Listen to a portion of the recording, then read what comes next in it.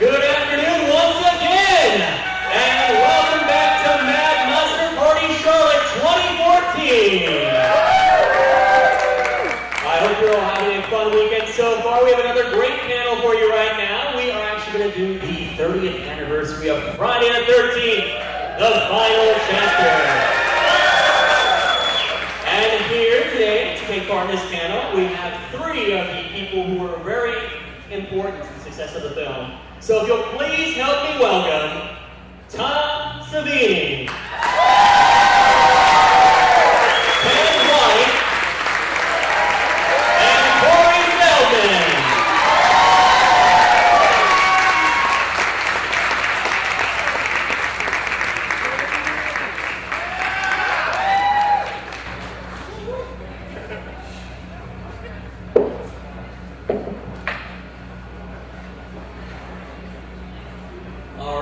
Thank you, gentlemen, for joining us this afternoon, joining us this weekend here in Charlotte. You know, it's amazing. It's been 30 years now since Friday the 13th Part 4 came out. And, you know, I was just watching it again the other day, and it's amazing still to this day how suspenseful, how thrilling, you know, it is 30 years later. Can you all start to, you know, obviously, Tom, you started off in the original Friday the 13th.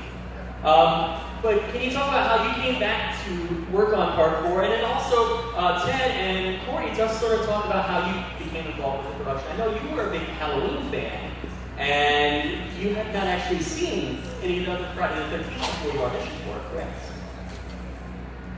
Actually, I had seen Part 3, but not in 3D, but I remember seeing a lot of those. I was always very interested in 3D movies because in the early 80s, we didn't have 3D movies. So what it was is there was a bunch of 3D movies in the 50s and 60s with the blue and red glasses. And then in the early 80s, they brought 3D back and they started making a bunch of them. So Friday the 13th was one of the new breed, the new slew of 3D movies that they started making again. So when I saw it, I was very excited. I really wanted to see it. And then there was the big rated R, which meant I was not going to see it. But I did see it on cable, but yes, I got confused when they said you have a reading for, my mom actually said it was for Halloween, and I went, oh yeah, I love Halloween, that's awesome. And then we got there and they were like, no, actually it's the other one. You know, Friday the 13th. I was like, oh, sorry. But I still read for it, and here we are today. Must have done something right. Mike? There you go. Hello, Mike, you okay? Can you hear okay? Yes. Is it distinguishable? You can understand? Because sometimes it gets muffled. What do you want to know? What? Oh, my reason that okay. I turned down Part 2 because they had Jason running around. You know, Part 1 there was no Jason. It was the mother was the killer, and the kid died in the lake. So they didn't offer me Part 3, but they did offer me Part 4. I got to kill Jason. You know, I created him, and it's the Frankenstein syndrome. I got to kill him in Part 4. But they didn't, I hardly got paid for the first one. So when the fourth one came along, I asked for an exorbitant amount of money, and they gave it to me. So that's really what I did. And Ted, how did you become to be part of the film? Let's get something straightened out right now. He said he created him and he killed him, like Kelly did. Here. Well, for Part 4, I was called to learn to read, which I did. I had no idea what Friday the 13th was. I'd never seen one of the films. I went in and read for parts of the gentleman. I don't remember what his name was. And about 4 hours later, they had several of the guys that were reading. They called me back and said, we decided to go with you. I said, that's good. What part was I? He said, well, you play Jason. And I said, well, Jason doesn't do anything. He kills people and wears a mask. And I said, I've never done that before. I've done major motion pictures and I wasn't trying to be haughty. I just told him the truth. And I said, well, thank you for having me. And I walked out. Well, when I got home, the prop man lived just 2 blocks from me, and he came by and said, I heard you were at the studio today and read. And I said, yeah, I did. He said, what'd you read for? And I said, Jason. He said, you took it, didn't you? I said, no, I didn't take it. He said, Ted, you're crazy, but they're going to have to make a plaster cast from your waist up you're going to be on hold for 6 weeks. Now, when you're on hold in the motion picture business, you're on full salary. And I said, oh, is that right? I said, give me the phone, honey.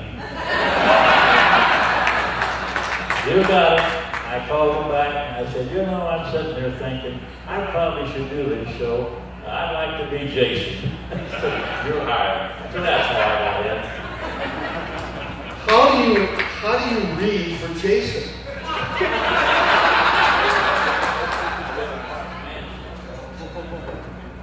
I mean, that's a hell of a... He read for Kimberly Beck's role originally, but then... So, Corey, you know, you started off in television and of course, voicing a voice in Fox and the Hound for Disney. What was it like transitioning into a major motion picture like Friday the 13th at such a young age? Actually, Friday was like my 4th film. Prior to Friday, Fox and the Hound was my first animated, my first voice work. But after that, I had already done some TV movie of the weeks. And then I did Time After Time, which was actually my first one. Thank you.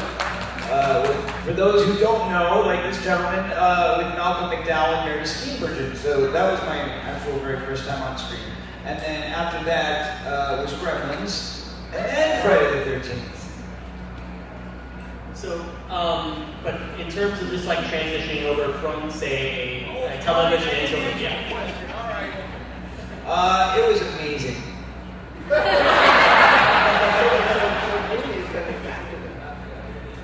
Now, in terms of what was this is for both Corey and for Ted, what was it like going into production every day, the actual, I guess, regimen, getting ready, getting into character? What was a standard day like working on Friday the 13th? Well, the standard day for me was usually 3:30 in the morning to meet Mr. Savini here and start putting the makeup on. Usually I got to work around 6 or 6:30.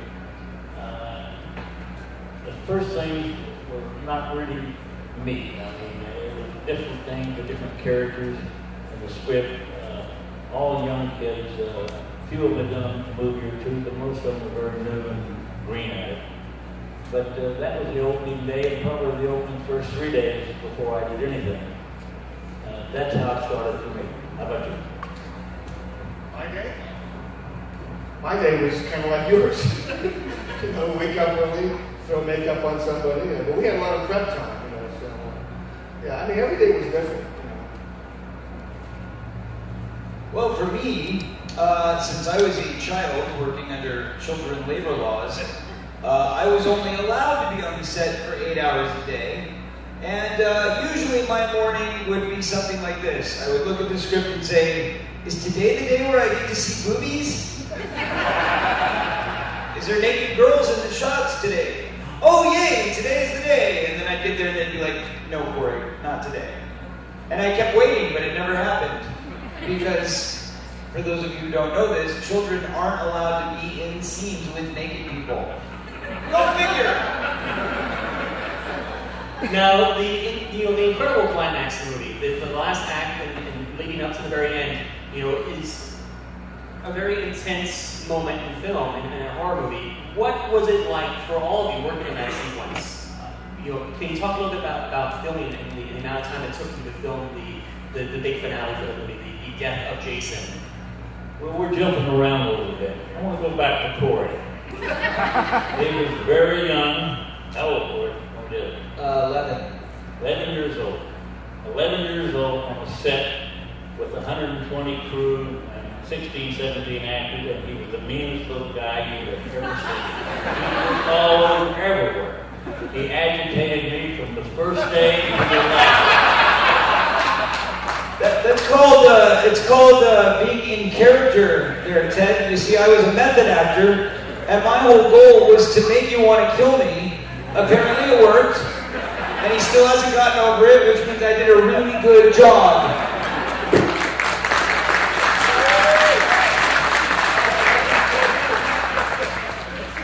His mother said, you stay away from Ted, he's going to hurt you. And I said, bring it, baby, bring it! But he didn't get even with me, for those who don't know. There was a scene, and I think you probably had something to do with this. I never asked you, but I'm pretty sure. There was a scene where, for those of you who remember, I had to back up against the window, and Ted comes through the window as Jason picks me up straight into the air. Well, the way that scene broke down, it was like a 7-minute shot, which is very rare, in cinema, that they would actually continue a shot. And the other thing that made it particularly rare is that there were 2 stunts working in one shot. Now, generally, they're never going to do 2 stunts in one shot. They'll break it, and they'll do it as 2 separate pieces. But for this one shot, they wanted all these reactions. So they had a stunt body that was flying through the window as, Rob, who just got killed, but it was an actual stunt person who had to do a bit flying through compressed air through sugar glass window. So we see him fly through the window, and the cue from the director was that we would take 5 steps backwards into the window, then we would hold in our position, count to 3, and then Jason/Ted would come through the window, surprising us and lifting me straight into the air. And then stunt number 3 actually was that Kimberly Beck would hit him with a hammer and dig it into his shoulder. Well, all that had to take place in one scene. My job was to act scared. So, what happened was, I said, okay, we did the shot, everything worked well, and the director said, if anything goes wrong, we're going to cut it. Okay, remember that. If anything goes wrong, we are going to say cut. So, when you step back, if you don't hear anything after 3 seconds, that means that we're probably cutting the cameras, so you can kind of relax. Okay, great. So we do the first bit, everything goes fine, the guy goes through the window, I step back into my position, I count to 3, I count to 4, I count to 5, and onward. And I think about 30 seconds passed by, and I'm going, okay, we're just waiting for them to say cut. And as soon as I was no longer worried about him coming through the window, alas, he showed up. So the terror and the shock that you see on my face, I mean, pure terror, for real. Honestly, I was crying for I think like an hour after that shot. He cried for longer than an hour. Believe me, he did. I couldn't wait to get my hands on it.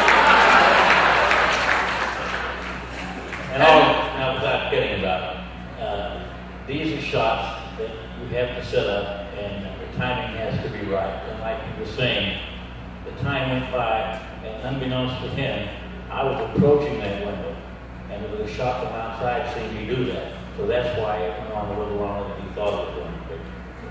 Good to know. Look at that. We have cleared something up here. Now all is forgiven. It's like making amends at an AA meeting. I feel so much better. So Tom, Yes. I have to ask you, how much were you like Tommy growing up as a child? I mean, there's a lot of similarities I would imagine between the character of Tommy Jarvis and you with the love of special effects and creature effects. Well, I mean, why do you think his name was Tom? He was supposed to be, I guess, I mean, it was a coincidence. But my childhood was exactly like his. There were masks hanging all over the place, little inventions, so it was very similar. Now, going through, like, say, through Friday the 13th or Friday the 13th Part 4, or any of the movies that you worked on as a special effects makeup artist, what is the process you go through? At what point do you come on, and at what point, how do you break down, okay, this is what we're going to do for this scene? How much do you work with the director on that and decide this is what we need to do, and this is how we're going to do this kill? Well, on this movie, there was another makeup artist at first. They had Greg Canham, and Greg had to go off and do Ozzy Osbourne's album cover of the Wolfman, so they brought me in. Goonies. Huh? Goonies. Goonies. Yeah, did Greg Canham go do Goonies? I don't know. Yeah, I saw it. Well, no, but impossible, because then you would have been there. No, because that was the next thing I did. Right after I finished. Right, but he Greg started Canham, working Greg Bill. Yeah. Yeah. So I replaced Greg Canham on that. So they had already begun the process. They had already killed the girl who gets the eating the banana thing, and then I came in and did the rest. And they actually had, like the first movie, there was no death for Jason. We invented the death in the first movie, And then we invented this death of him sliding down the machete blade. So, but to answer your question, everything was already kind of laid out. And when I came in, it was just supervising the way he looked, which to me had to be a 35-year-old version of the kid that I invented, in the first one. But yeah. So like on a typical day or a typical week that you might be filming a particular kill, and this is for all of you, how much time is actually spent on, like say for example in the climax when he slides down the machete, how much time is spent on that, getting that right, making sure every little detail is perfect? It was a long time to prep him, by 8 guys operating it because he was a mechanical dummy. But we had, we had already, made the head and we tested it with water with a blade slicing through the head. But that was a whole night just on killing him, just on cutting his head in half. I mean, the first few whacks I took at Ted, it just wouldn't go through his skull. It was too thick. So I kept trying and then eventually they said, let's just turn this one over to Tom. So it became an effect after all, but yeah. It was a lot. I think we actually did spend 3 days on the sliding head because there were so many different versions of it, right? They had the mechanical head, then they had the air compressed one that you were using the little things, right? And then we had to save the blood for the last one so there wouldn't be any mess. And they wound up using the one with very little blood. I think it was for the rating. Yeah, well, that was a big ratings point in that film. For those of you who understand the rating system, the way it works is, you got to trade. I'm going to give this boob shot for this blood shot, and I'm going to give this swear word for this act of violence. And it's literally like that. Each single thing is a point against you. So when they gave the first cut of the film, which I saw, it was I think like a 5-minute sequence of this thing just brutally going through and sawing through the skin. I mean, it was very graphic and detailed. And then what they ended up with in the final film was, I think, 30 seconds. Weren't you running around with a machete attached to your head at one point before you fell down? Okay.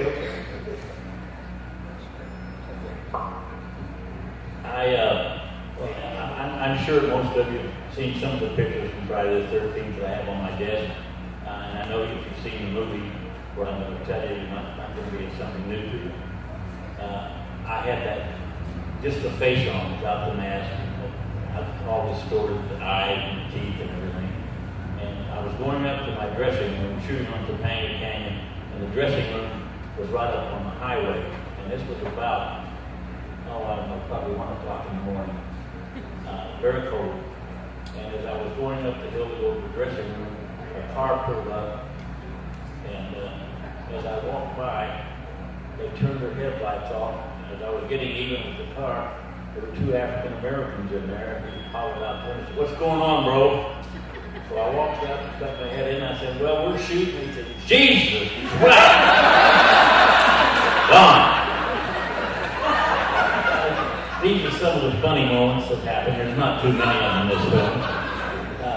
So that was one thing. But going back to this kill, now they had it easy.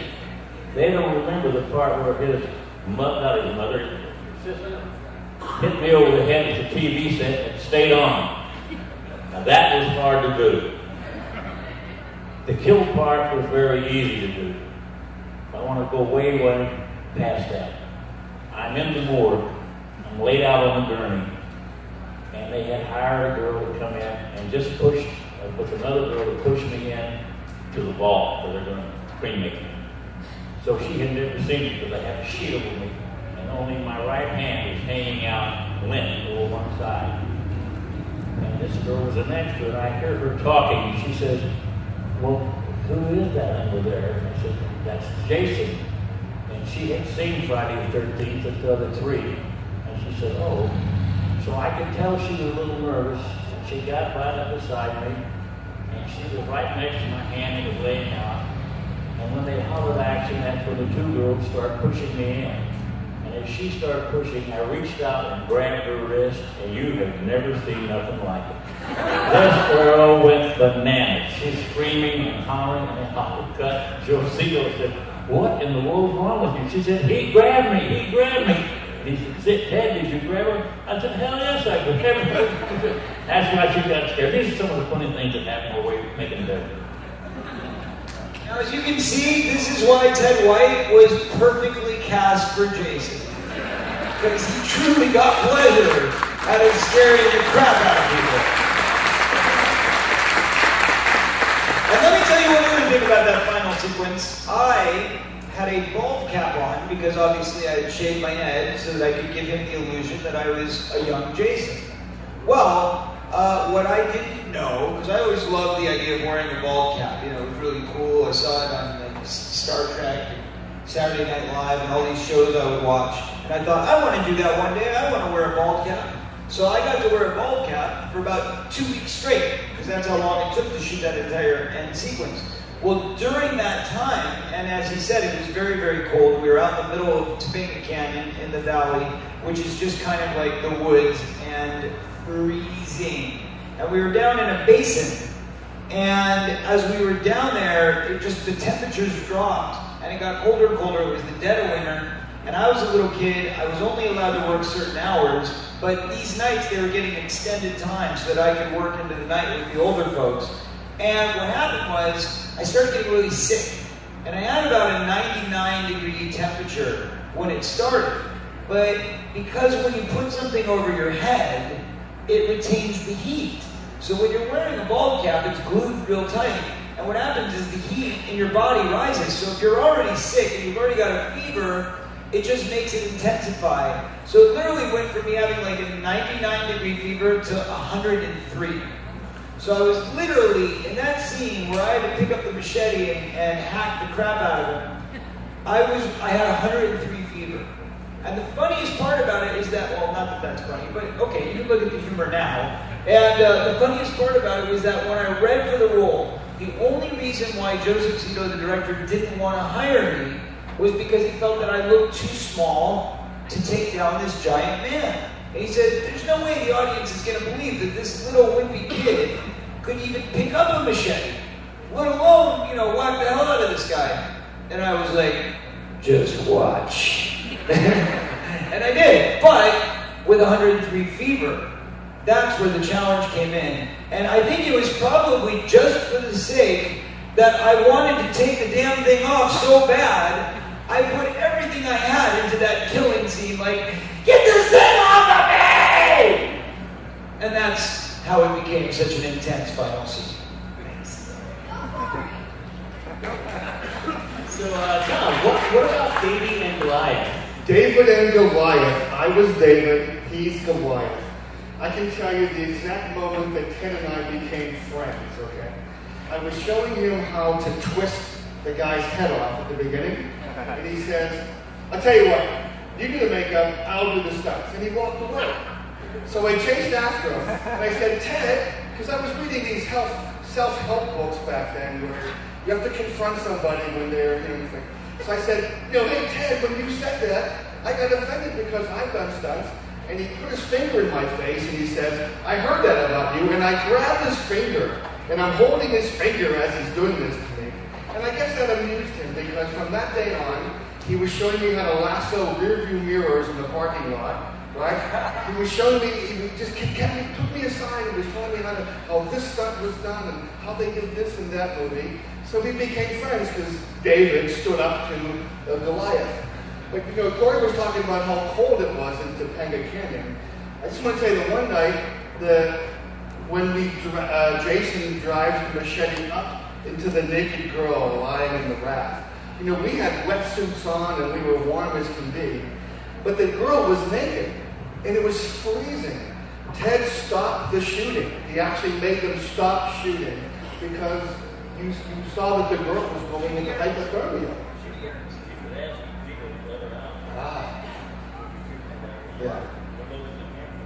Yeah, but that's the kind of guy Ted was. He stopped the shooting because Judy Aronson. Huh? Judy Aronson. Judy Aronson, right. Have you seen his name is Jason? I think she's in that. We're all in that. She still looks great. Yeah, I gotta tell you, it's amazing. Too bad you didn't get to see her boobs. Well, I did now. Oh, wait. I all grew up, and thank God she uses HGH. It's an amazing miracle drug. No, I'm just joking. So before I open up for the general audience, there is one thing I do want to bring up. Not that long ago, actually probably about a year ago, you did an interview and you mentioned something about potential. You had an idea you'd like to see Jarvis versus Jason. Is that something that you're actively working on that could potentially come about someday? Ted, are you ready? Just joking. You ready to be Jason? No. He said no thanks. No, it's something that I had an idea about 25 years ago. I said, this would be a great sequel, and I talked about it in this documentary we did years ago, and then we just recently created the new Camp Crystal Lake, Memories of Camp Crystal Lake. Thank you. Where I finally got to put the Jason mask on. I finally got to wear the hockey mask. Yes. But anyway, it was, a really long 8-hour or something documentary that we did. It was very detailed, like the most detailed thing on Friday the 13th in the history of the franchise. And during that, we were talking a lot about, hey, what if we could bring this idea back? And so the guys who produced those documentaries, who also did the Nightmare on Elm Street franchise documentary, really nice guys. They had pitched an idea to help me with the guy's name, the main creator, Sean Cunningham. So they had made a pitch to Sean Cunningham, and I was talking to Sean Cunningham's office. We were supposed to set up a meeting. We were planning it. It was something I really wanted to do. And then next thing you know, I hear it goes back to Platinum Doom. So there goes that idea. Platinum Doom's one. Many years ago, we did a movie called Starman, and we shot up in Tennessee. And we were shooting out of town about 15 miles of a bus stop. And we had to go to work at about 7 o'clock in the evening. It was all night shooting. Jeff Bridges, we saw the movie, was the star of the show. So when we got there, they put chairs for us outside to sit in. It was in the summertime. And they had several newspaper reporters there from the city, and they were interviewing Jeff and talking to him. And all of a sudden, the first assistant came out and said, "Jeff, we need you for a shot, come on in." So when he started to walk away, he said, "Talk to Ted, he just finished the film." I was sitting in another chair over. And they came over and said, "What did you do?" And I said, "Friday the 13th. And he said, "Friday the 13th? I said, "Yeah." And he said, "What did you do?" And I said, "I was Jason." "You were Jason?" I said, "Yeah." Well, we came to work the next night, 7 o'clock, and they had put that in the paper. I want to show you the power of you people. When we pulled into that parking lot, there was not a parking space available. And Jeff and I were riding together, and I said, "Boy, you're going to be signing autographs all night long. Look at the people here." And as we pulled in, the chant started, "Where's Jason? Where's Jason?" And he said to me, he said, "Who in the hell is Jason?" I said, "That's me."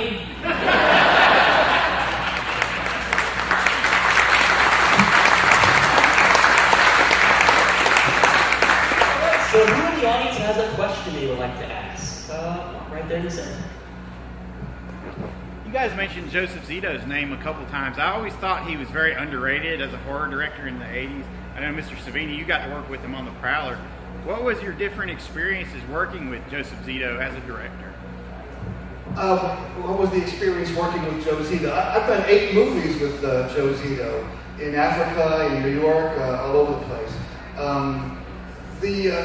Typically, he calls me the day before I'm supposed to be there. Like, he called me and said, "I need you in South Africa Tuesday." It's like, Sunday. I'm in South Africa on Tuesday. So it was like that. He would just call, because, usually he hires somebody else, and then they don't work out, and he has to bring me in.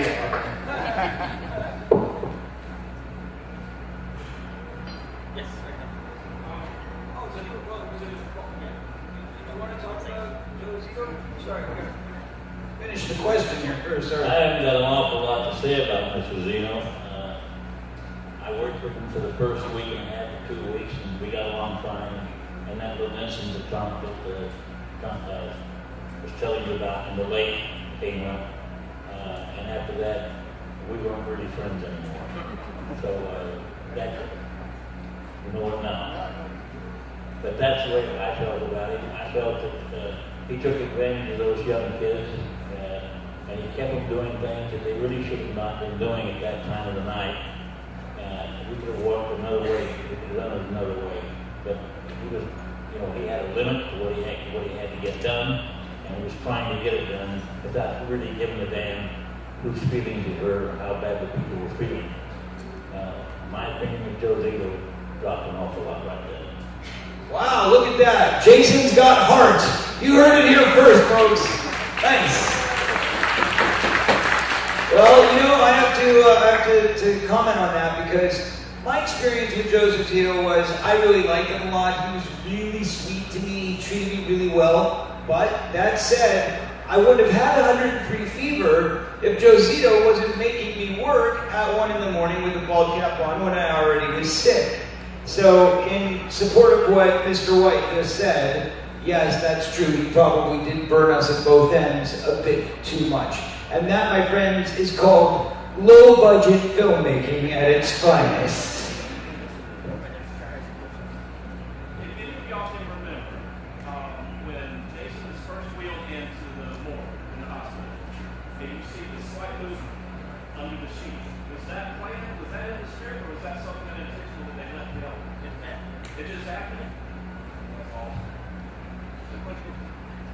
Okay, thank you for coming. Anyone else? Question? Yes, right there. Corey, did y'all ever find Gordon or did Ted scare the hell out of him and he jumped out of the window? He was having sex with the neighbor's dog down the hill. It was weird. I guess he had a booty call in the middle of the night he would just run off to, so he was cool in the end. Another question right there. I want to know, did you laugh when you killed the girl with the banana on the side of the road? Did you laugh when you did that? I mean, really? Repeat the question. He asked if Ted laughed when he killed the girl with the banana on the side of the road. No, I did not laugh. I was serious as hell. I told him I was up, I was the same. But he was just as serious when I was pointing my finger at him and explained to me that he was going to be in us because he had all this makeup. The best one he had was the guy that I crushed in the bathroom. He came to me and he said, Ted, you can't crush this guy real hard. That's the only place we got. And I said, what am I supposed to do? Joe Zito's behind me with the camera and I've got to smash his head. He said, well, we'll put a pad behind him or something. You remember that scene? Sorry. I got a scene, but I don't remember what to say. Well, that really happened. But anyway, we worked it out, and I went ahead and put his head. And from the camera angle, it looked like his head was really crushed in, but actually the kid never got hurt, but it worked out. And that's why Peter Barton never worked again. No, just joking. What was working with Crispin Glover like? The question was, what was working with Crispin Glover like? It was. Have you ever seen Pee-wee's Big Adventure? It was like, I don't know, Dr. Jekyll and Mr. Hyde, you just never knew what he was going to do. He was interesting that way. He still is interesting that way. He's just out of the box, The way he spoke, the way he acted. I mean, all I ever had to do was drive a cleaver in his face. That was a reverse shot. And then he's crucified, and Jason pulls him down. So he wasn't really involved in those. It was a dummy, with gelatin hands. But he was a joy to be around. He was so unpredictable. Well, my experience with Crispin is that he was very much like James Dean. That's the way that I saw him. I mean, he kind of lost that when he went crazy on David Letterman and stuff. But as a young man, he was very, very mysterious and kind of good looking. And he would always walk around with this big black trench coat and the collar pulled up. I don't know if you remember this. He was always isolated. He was always off, just kind of staring off into nothing, and with the collar up and hair perfectly coiffed, and just had this whole James Dean vibe until the day that he threw a temper tantrum and refused to go back to work because his plastic yellow submarine took a dive in the lake, and he refused to go back to work until the entire crew shut down production, put on wetsuits, and found his submarine. This is a true story. That was the first thing he did. That was his first film. And I was just I'm scratching my head, I'm going, who is this guy? Who does that? Amazing.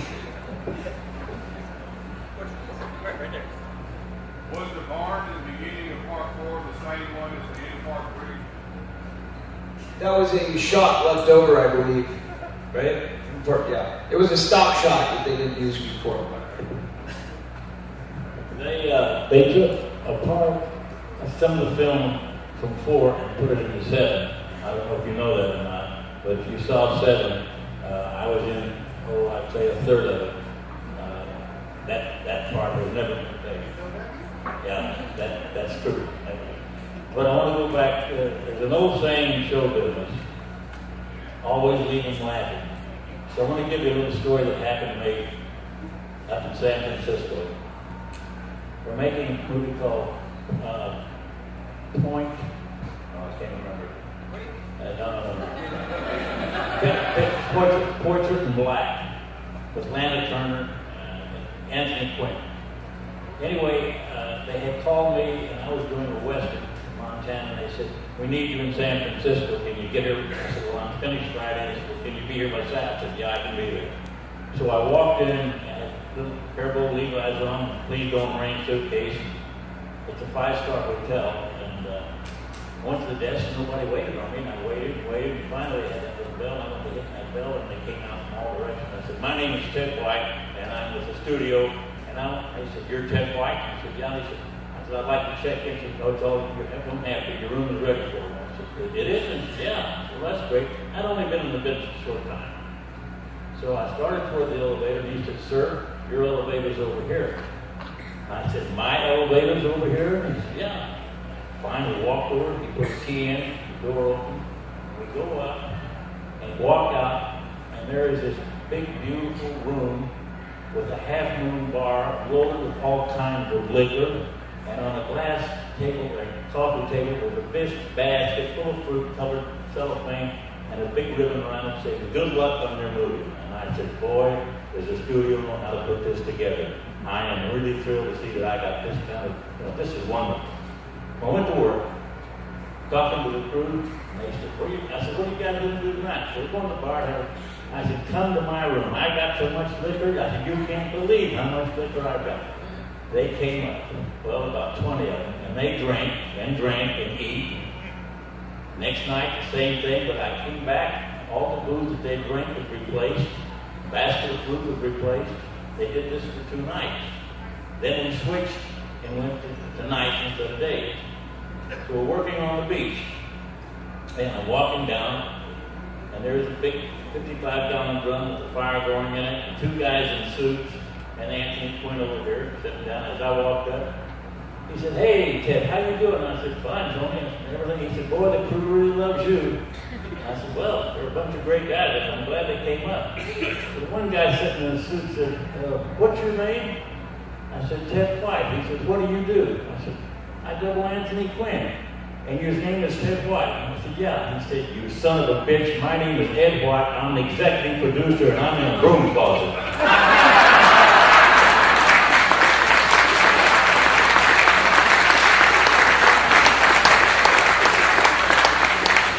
The aftermath of the story is they drank up $2,800 worth of liquor. And Anthony Quinn went to the producers and said, "Listen, you got a happy crew because of Ted. You can't put that on Ted's bill." So I didn't have to pay for it.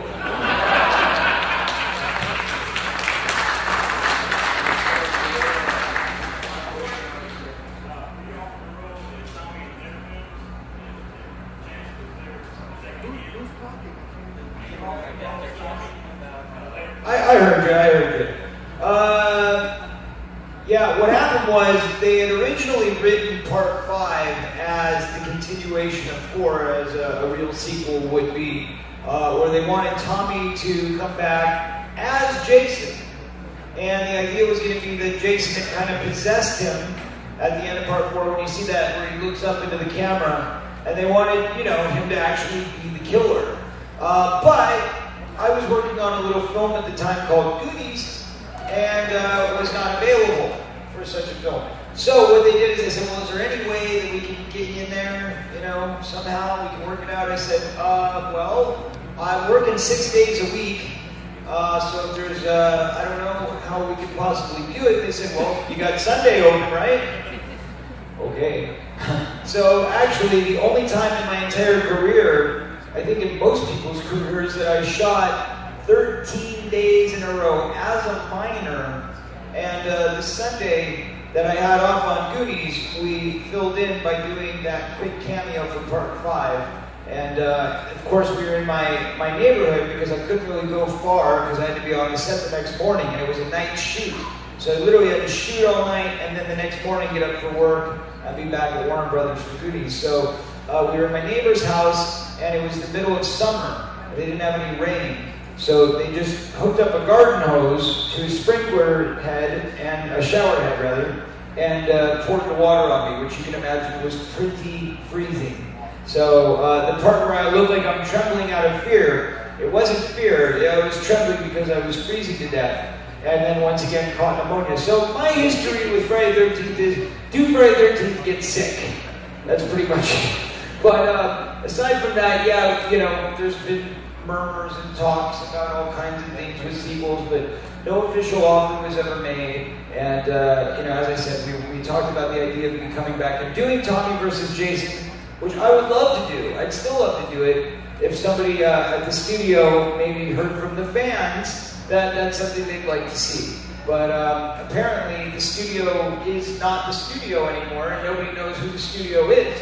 It was with Paramount originally, then it went to New Line for a while, then to Platinum Dunes, and back to New Line, and now back to Platinum Dunes. So it's all very confusing. We'll see what the future holds for Jason. First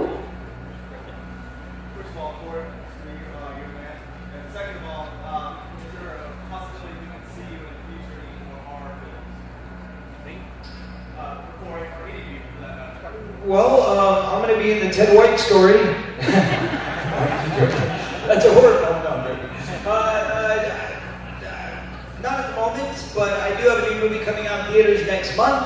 It's called The M Word. It's a romantic comedy, not really a horror fan type movie, but it is a good one. And Michael Imperioli from The Sopranos stars opposite me. Francis Fisher from Titanic. So it's a good movie. Check it out if you get a chance. And I have a movie with Eric Roberts coming out. No horror at the moment, but the new Ninja Turtles, I'm on the new Ninja Turtle series, and they created a new turtle for me, and the name is Slash. So if you get a chance, check that out. And what about you guys? I'm sure you guys got some horror in your future. Well, I'm being courted to direct the next Friday the 13th movie.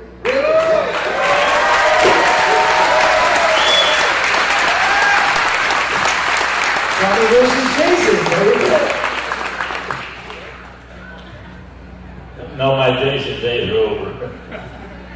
When I did Jason to begin with, I was 54 years old. I'm now 88. So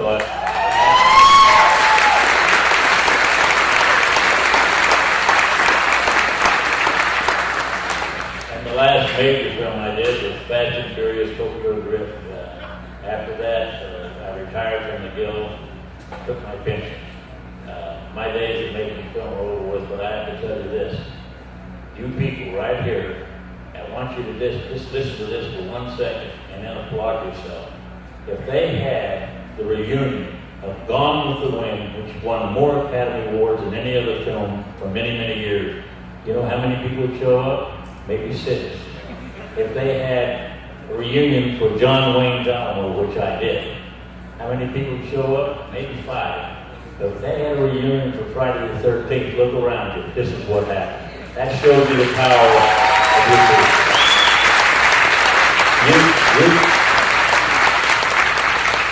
you people, whether you know it or not, are the motion picture industry. Without you people, he wouldn't be here, he wouldn't, I wouldn't. And I got to tell you something, you should applaud yourself. If you keep it up, it'll work from now on. Vote for Ted White as your local state congressman. This man should be the vote. God bless you guys. Thank you. I just want to say that when I grow up, I want to be Ted White.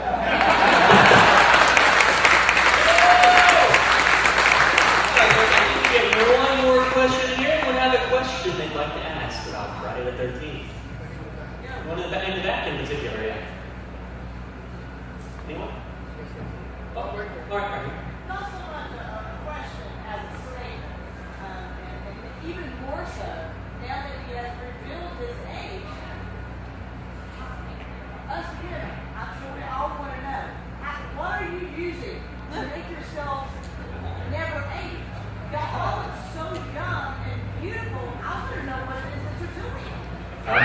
Italian. And I am Italian. And I eat Italian.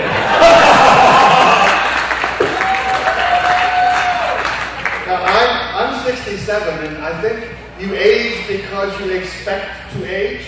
Well, I don't expect to, so it doesn't happen. My wife said, when I started doing it, she said, as I was coming up here, she said, I'm going to keep you working. And I said, what are you talking about? She said, well, when you die, I'm going to have you cremated and put in an hourglass.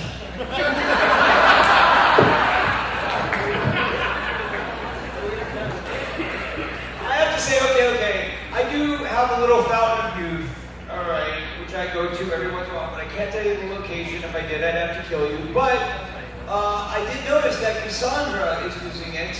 Did anybody notice? Unbelievable how Elvira still looks 25 years old. How does she do it? How does she do it? I thought I took the cake on that one, but then I met her and then saw Ted White, and I guess I still got a few years to go. So they look great. It's a miracle. I think the thing is really what Tom Savini said, though, is true. I believe this in my heart. You don't have to age. It's a myth. It's what you believe in your head. And if you keep your mind and your spirit and your soul young, you will retain your youth as long as you choose. So that's up to you guys. I believe that.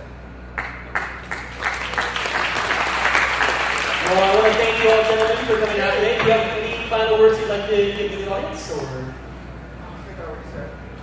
Well, thank you once again for coming out here. We're going to give you all a